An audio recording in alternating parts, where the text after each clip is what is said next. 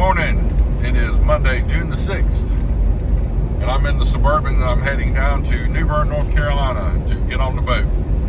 They tell me it's fixed. There's no more gas leak or gas smells in the boat. So we're going to find out. And if all goes well, I'm going to sleep on the boat tonight. And if no alarms, then I'm probably going to head out tomorrow or Wednesday, depending on the weather, and head south towards Beaufort, South Carolina. All right, here was the location of the gas leaks that I was having on the boat.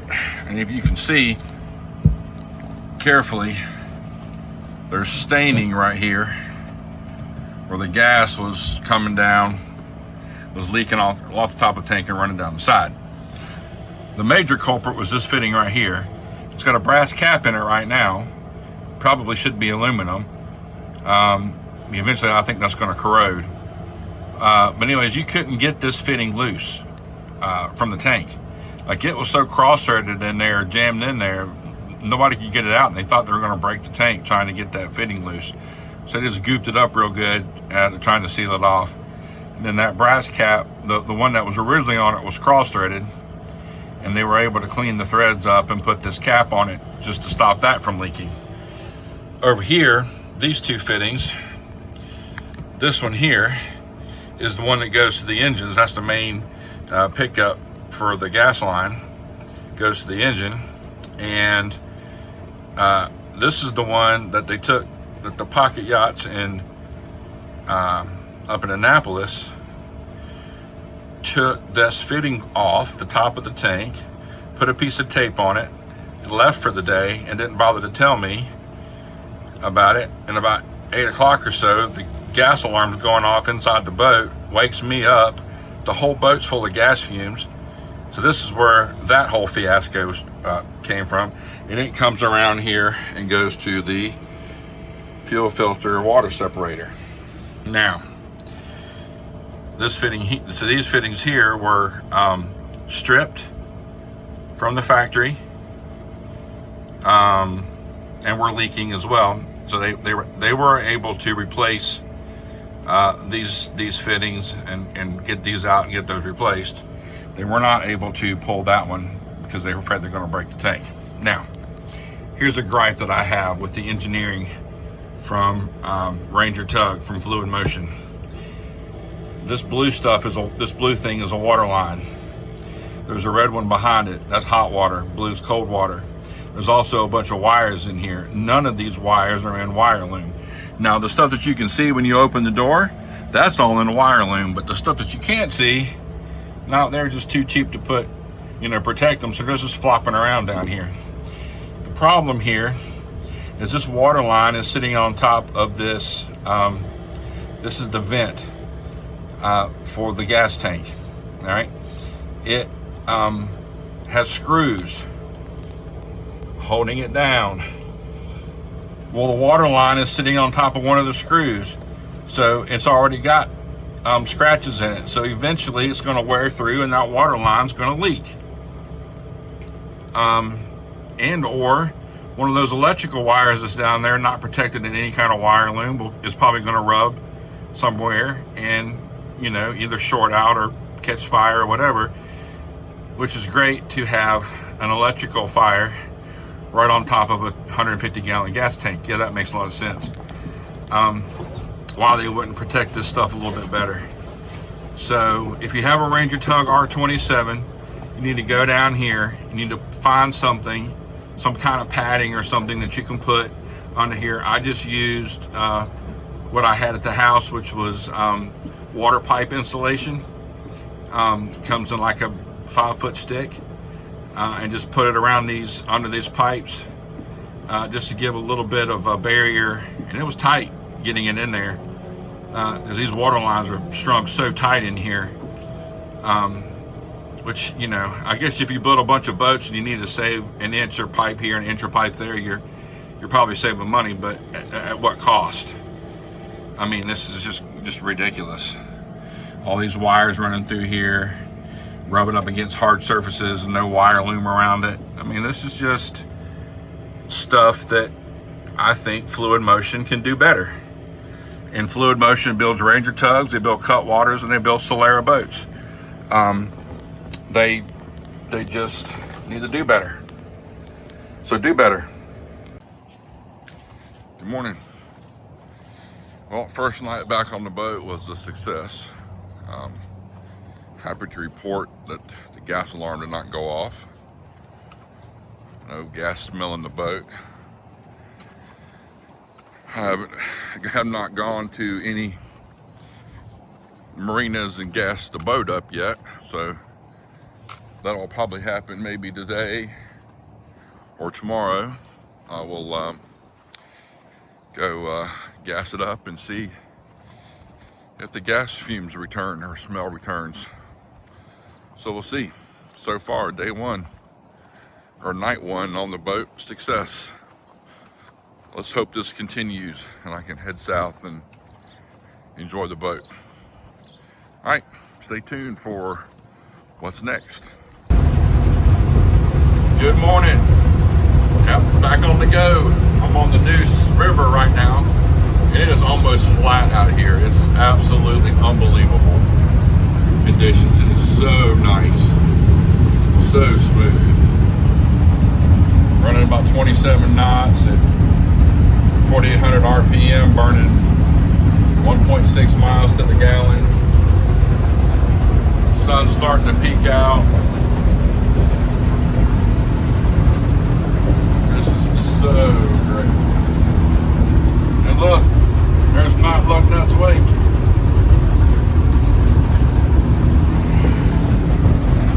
Beautiful morning out here. Says I'm going to arrive in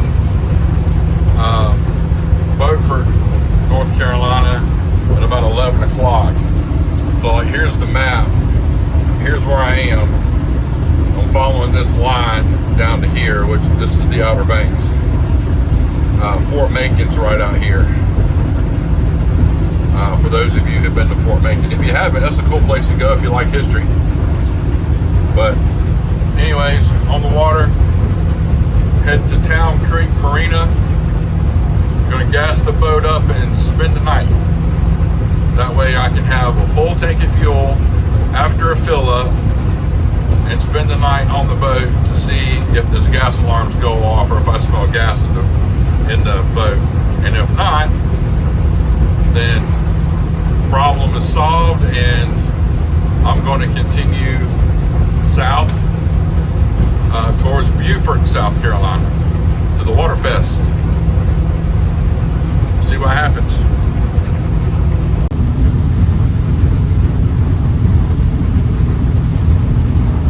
It looks like a ferry boat. Looks like it's got cars on it. I didn't know there was a ferry down here, but evidently there is.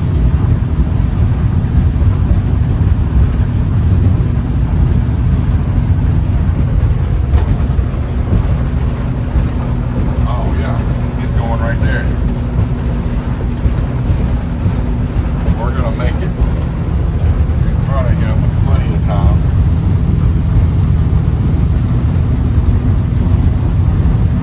Go.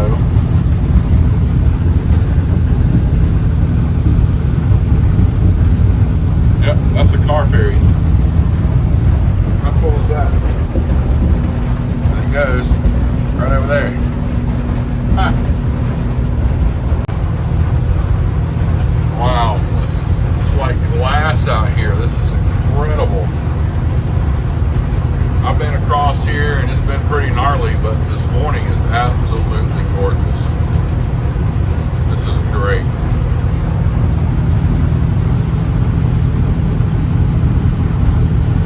Absolutely beautiful.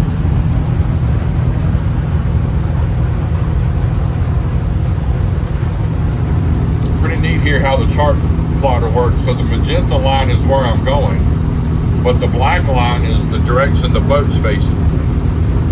It does that to compensate for wind and current. So evidently the wind and current is coming in from this direction which will blow me off track, so the boat has to turn to the right to keep me going on track. Kind of like flying in an airplane. Sometimes you look down and the ground's going sideways underneath of you because the plane's got to point in the direction the wind's blowing to keep you on course. Same thing on a boat. So I thought that was pretty neat.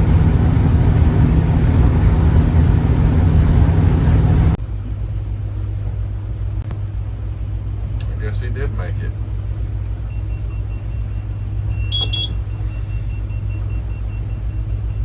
I thought that, sure enough, that sailboat was going to hit that bridge, but he's already on the other side of it. It had to be close. Real close.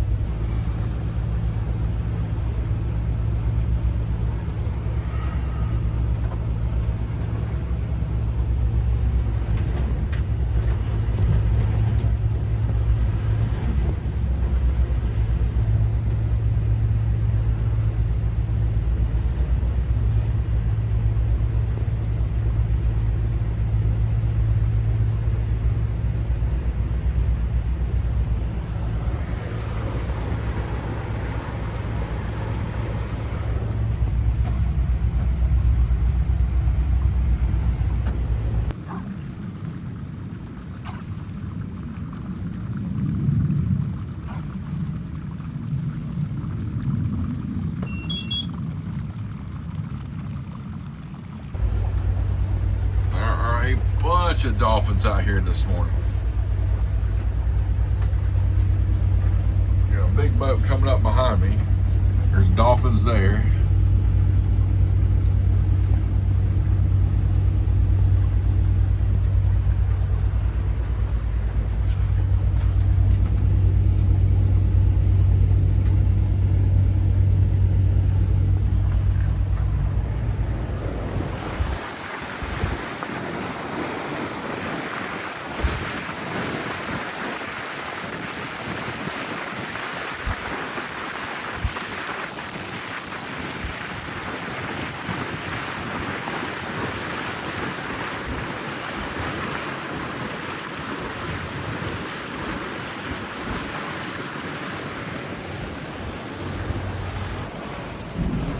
A nasty little storm brewing outside today.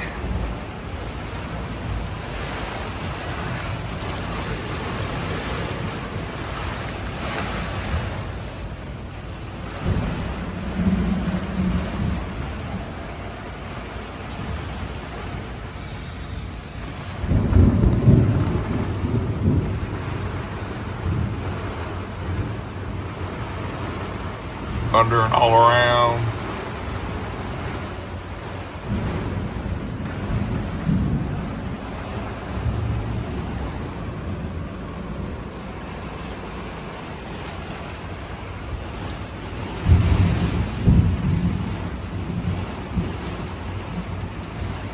We are in a lightning storm.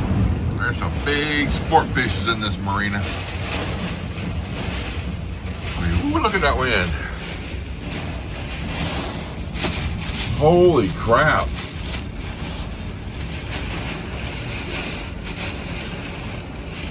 What?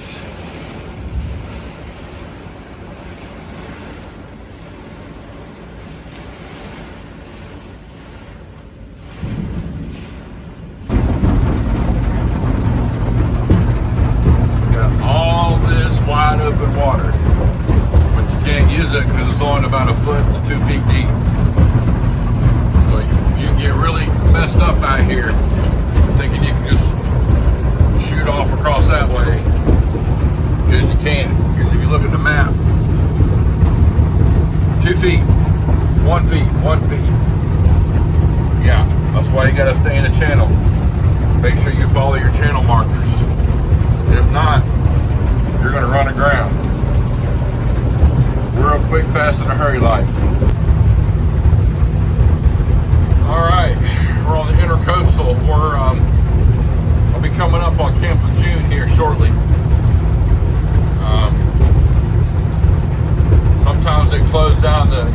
coastal for live fire exercises, but it'll be marked if you can't go through, which will really suck because I really can't go offshore today. So let's hope everything works out good. I'm sure it will. The waves outside are 4 foot at 4-second intervals, and that's no good. No good for this boat. Well, the boat could probably handle it. I don't know that I could handle it. But anyways, all out of here, this wide open space is all this water. It's only about a foot deep. So you get yourself messed up pretty quick if you decide you just want to take off and cut across. That ain't gonna work. Not out here. That's why you gotta follow the channel markers. There's a red marker coming up on me. Red right return, which means I'm heading back in. Greens on the left on the port side, reds on the right the starboard side. So as long as I keep the red markers to the right and the green markers to the left, I'm in the channel. It also helps that my Garmin, my autopilot follows the channel, so I don't have to worry about that. But right now we're 13 feet of water, but 20 feet that way it's a foot deep. That's kind of cool. It's a house on the island. It looks relatively new.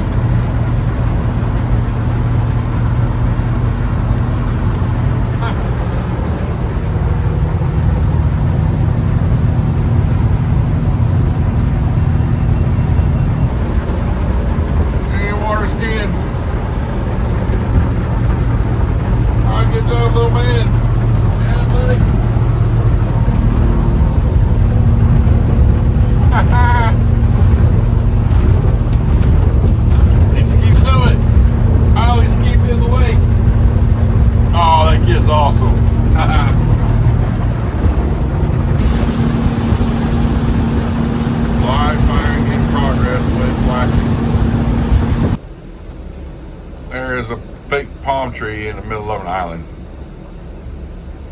That's kind of cool. People out there walking around.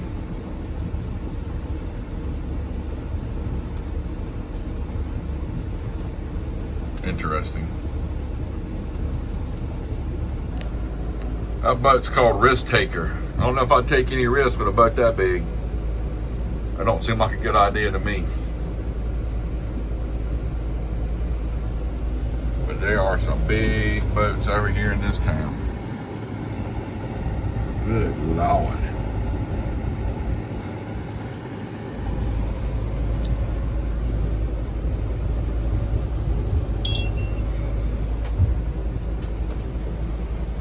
Oh, they got a Sea Fox. I bet that's their tender.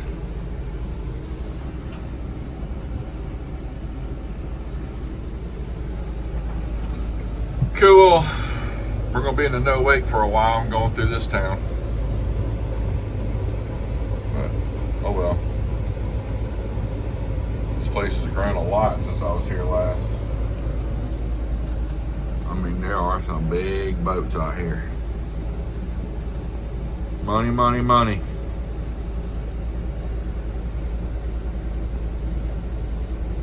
Big money boats.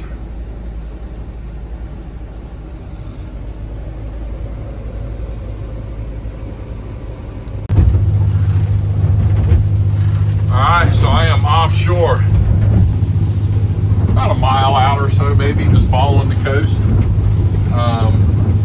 Carolina Beach is what we're looking at right now. And we're in 4-footers. Cruising at about 10 knots, 40 feet of water. Riding up and down these waves. Beautiful turquoise green water. Oh, this is fun. I love this. I know these cameras don't do these waves justice, but yeah, we're cruising in some big waves. And I knew this boat could do it.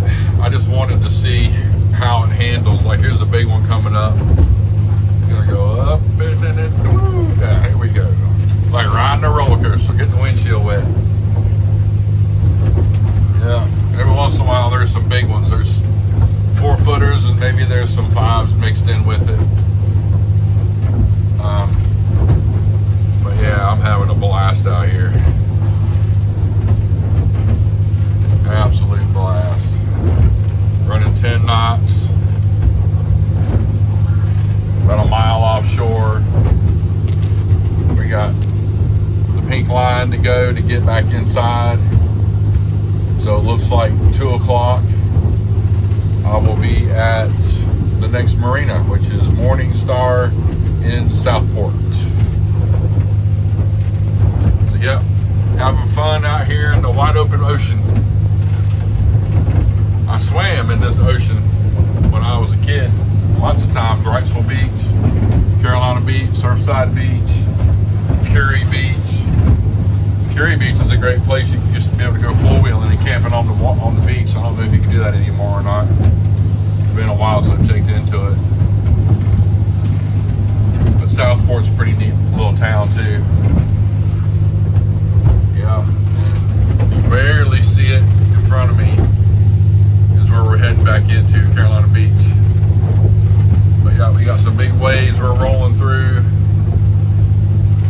Fun times out in the Atlantic.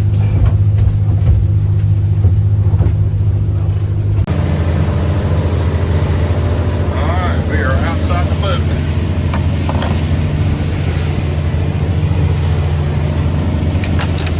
Clipped on so I don't fall off.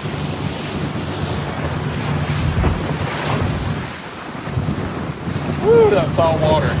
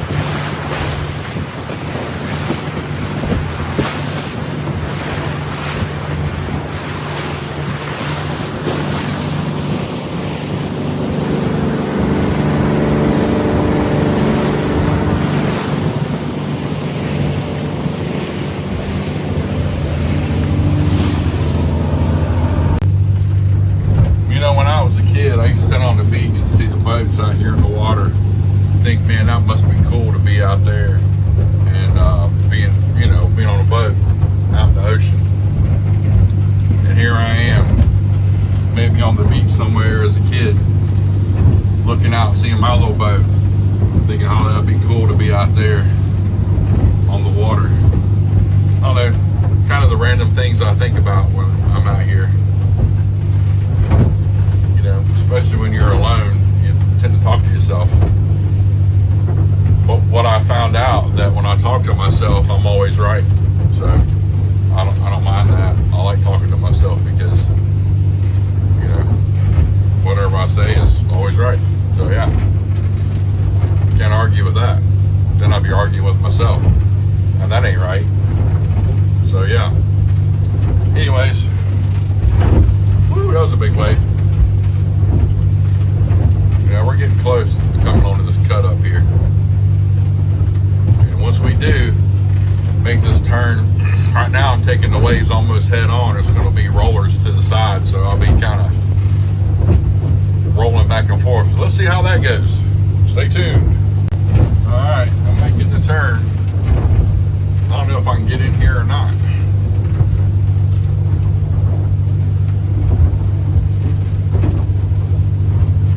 There's a big dredge in the middle.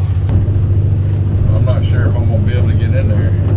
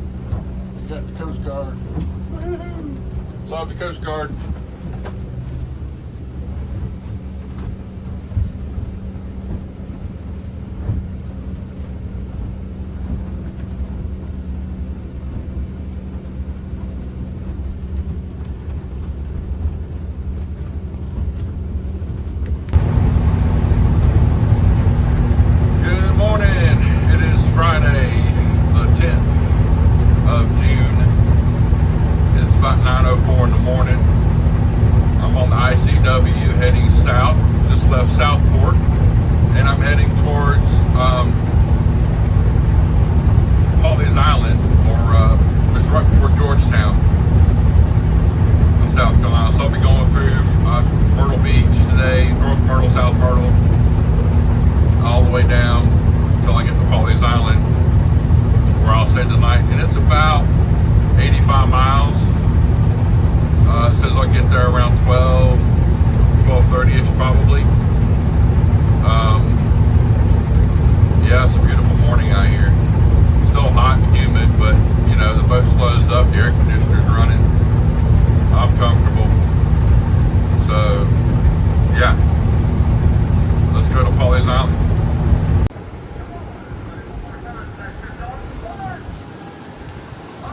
So that's the Sea Thunder. I guess you go out and go fast. Looks like a go fast boat.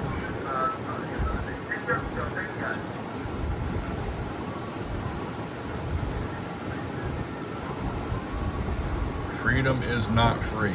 Sea Thunder. Interesting.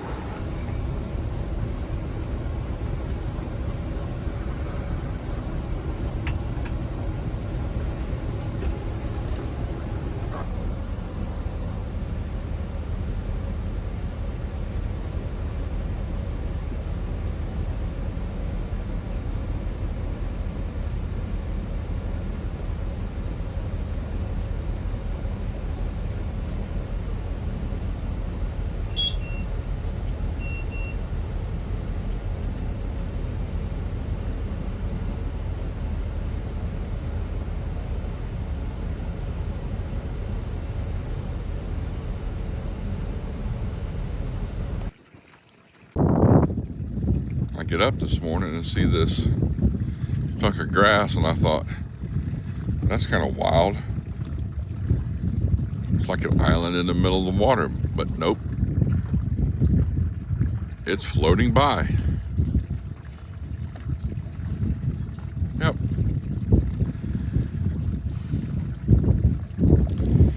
Perfectly upright, just floating by.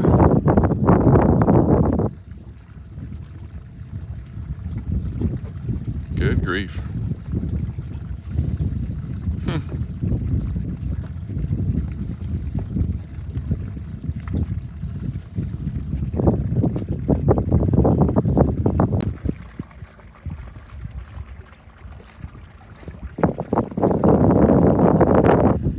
Kind of nice and peaceful out here on this Saturday morning.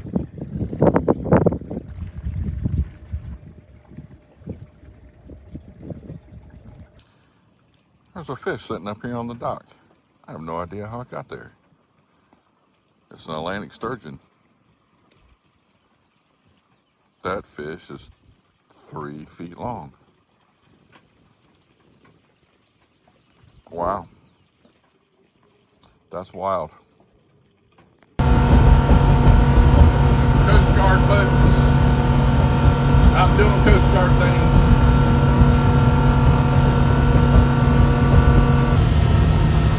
Alright, this is going to have a little more background noise than usual. Windows are open, front hatch is open, back doors open. I'm here on the ICW, heading south to Georgetown.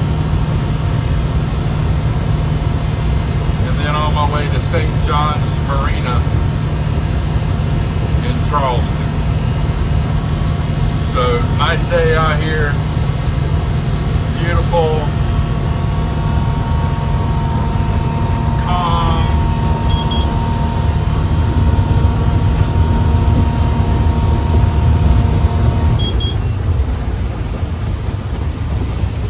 All right, what's going on here?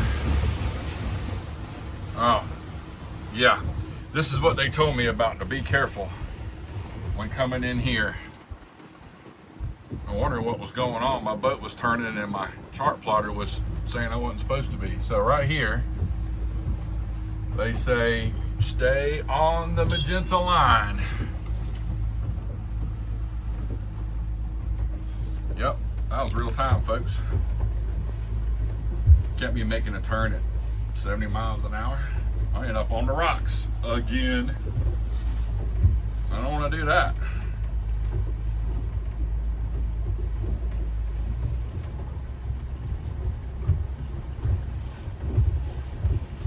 I'm gonna let the Garmin do its thing here and get me turned and get me straight on track.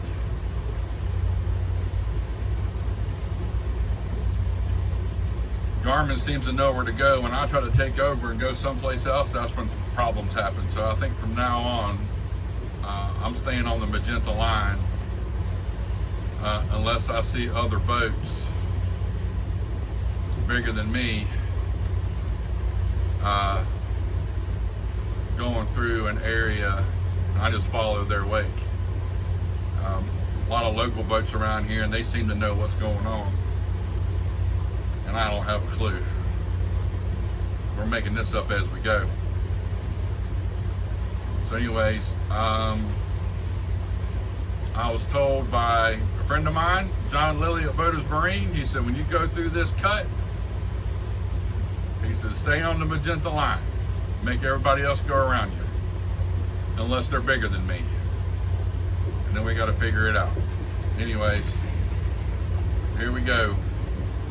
So these people must know what they're doing, because they're going to come speeding through here. I'm not ready to go speed through here. I'm just going to take it easy right now. And see what's what.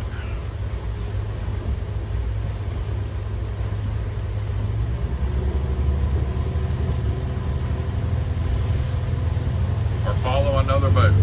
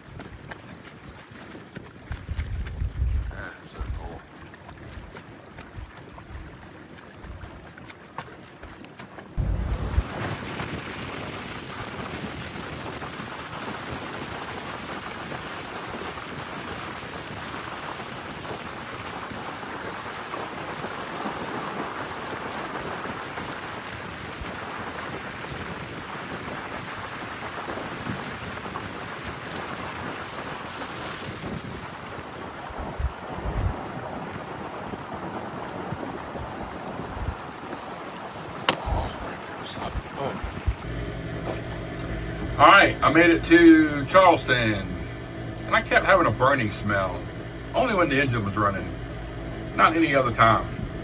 And I thought it was my air conditioner, thought it was something else. Nope, I found the problem. This connection right here is melted here. Two things. One, this was loose. Two, and I don't know why in the world Fluid Motion would do some dumb stuff like this, but Fluid Motion, who builds this boat, their engineers need to look into this a little bit more carefully. This is the power wire for the engine, starter, from what I'm being told. So lots of current runs through here. All right. And you got all this space to mount this thing. Just a connection. Why can't you mount it over here? No, we're going to mount it here under the shower hose. So guess what happened? The shower hose has a hole in it now. Why? Because it touched that and it burnt. I mean, come on, people. This really isn't rocket science. But you got all this space to put this, and you're going to put this major wire connection underneath of a hose that comes in and out. So unless you open up this thing, you're not going to know. There's not even a diverter, something to make the hose go into this section. No, it just lets it come right down in here and touch this wire. I mean, yeah, it's got this flimsy cover on it, but it ain't even tied down. This is just dumb. Anyways, so when I found that and mad and cussing at the world, I called my my buddy Chris Holtzclaw at Pocket Yachts in New Bern, where I bought the boat. And let me tell you, folks, this man is absolutely awesome. Okay, I trust him. He's an old sea dog. He's been working on boats for a long time. I told him that he's my emotional support animal. And because he's just, when it comes to boating, you know, he just knows it. He's been doing it all his life. But anyways, but I came down here because these filters were dirty and needed to be cleaned out. One of the marinas I was in, it was pretty nasty, so it sucked some seaweed and stuff up in there. So I just needed to clean these filters out real quick. This is for the toilet, this is for the air conditioner. Well, I cut the air conditioner back on. This pump wouldn't catch a prime. And I tried a few tricks that I knew from being in the fire department.